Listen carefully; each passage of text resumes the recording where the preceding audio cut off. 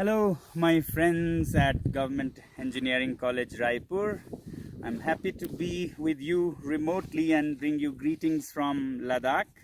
Sorry that I couldn't be physically with you because we are into a lot of things these days as spring arrives and we have to plant a lot of trees, so I couldn't come there. But I'll share a little of my work here in Ladakh with you and how we apply basic simple technology and science, high school science really, to solve serious problems that we are facing up in the mountains. For example, climate change, shortage of water, melting glaciers, and so on. In the small video, Next Learning Revolution, you must have seen a little bit about our school and our approach to education, where we do a alternative kind of schooling for students who are otherwise called failures in the conventional system, but then they engage in applying engaged learning to solve problems in their surroundings and become masters of their learnings and do very well in life also. Here I'll share with you one example of application of high school science or maths to solve big problems. In a way, it's good that I'm not there with you because I can bring you alive this example of application of technology and management of technology to solve real problems in people's lives. So I'm standing right now at the ice stupas or artificial glaciers in Ladakh, and you'll see here an example of an artificial glacier called the ice stupa. You can see it's a conical structure of ice that is rising towards the sky. These can be from 6 to 10 stories tall. Right now this one is around 6 stories tall, and together with another it contains roughly 3 million liters of water. Now why water in the shape of ice? It's because we freeze the water that flows wastefully in winter into conical shapes. And you start guessing why conical shapes. There's a very good reason why this shape we have chosen, but before that I'll come to how it is made. Now if you see how this stupa or conical shape of ice is made, that is 5 to 10 stories, it's a very simple process. You'll see some pipes down there. These pipes bring water from the nearby stream, which is higher up in the mountains, not so very high. It's about 70 meters higher head than here. So the pipe is laid in the stream and it's brought underground under this earth that you see, and it comes here. Because it is downstream here and upstream where the inlet is, there is pressure in the pipe.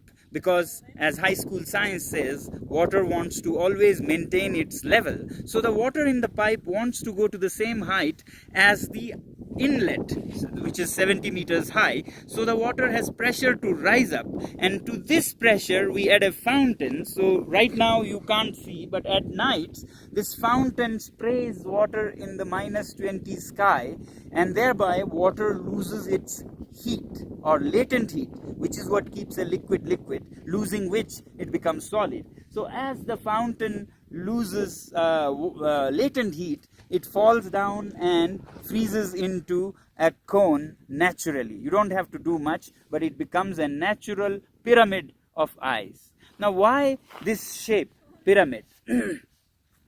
You have to remember that our objective is to keep water from winter. When nobody wants water, there is no agriculture in winter, till spring when everybody wants water and there is not enough water, there is conflict of water. So we want to preserve winter water till spring and early summer. Now how do you keep it? A lake would be so big and expensive to make, but in a cold place you can make ice cones or artificial glaciers to store the winter water into mid or early summer.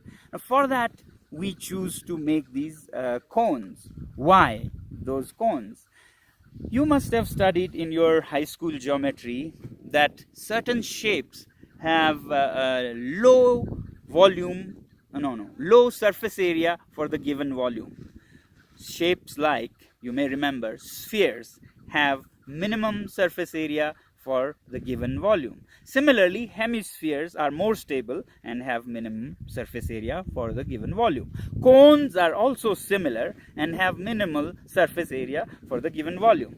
Now you would ask, why surface area are we so bothered about?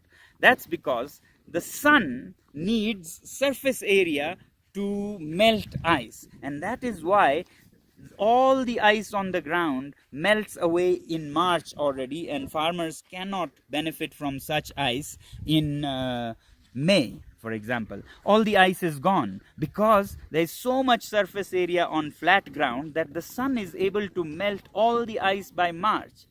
But then we trick the sun by making ice in the shape of a cone. This has minimum surface area, so the sun can't melt it. And it has maximal volume, so the farmers can use it for their farms. Now, sun needs surface area, and we don't give it with the cones. Farmers don't care about surface area, they want volume, and a cone has ample volume for the surface area. With this play of surface area and volume and a simple gravity based method of building it, you get a pyramid with really no fuel, no moving parts, no bills to pay. It's all gravity and natural forces making this cone of ice, which, because of its shape, this geometrical shape, you use geometry to keep winter water into late spring or midsummer, and that's what makes it possible for us to grow trees in a desert which never had trees. So right below the ice stupas, you are going to see all these plantations, trees. There are 5,000 trees there. It's too early in the spring to be green because in Ladakh it's still icy times. So all these 5,000 trees become lush green in spring,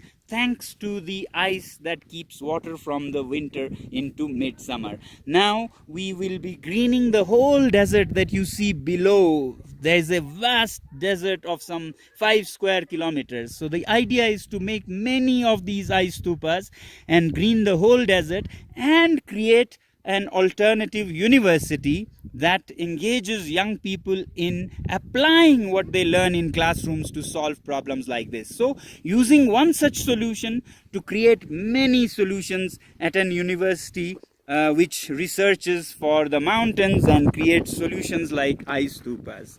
Now if you see beyond the desert, then you see the mountains. You see the mountains. This is what Ladakh is. You see the mountains, and then you see the glaciers on top, white snow and glaciers up there. These are the glaciers that normally melt naturally and give water to the farmers in Ladakh. But with climate change, these glaciers are becoming smaller and smaller, and they melt too much in the midsummer and too little in spring when people need water the most. So to solve this problem of climate change, the ice stupas are coming in very handy. Now we are promoting it in many villages, and very soon we hope that in these high Himalayan valleys, man-made glaciers will solve the problem of fast receding glaciers and erratic snowfalls.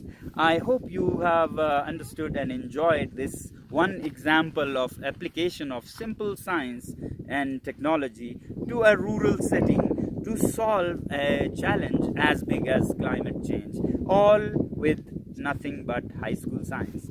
I very much hope that you all will also emphasize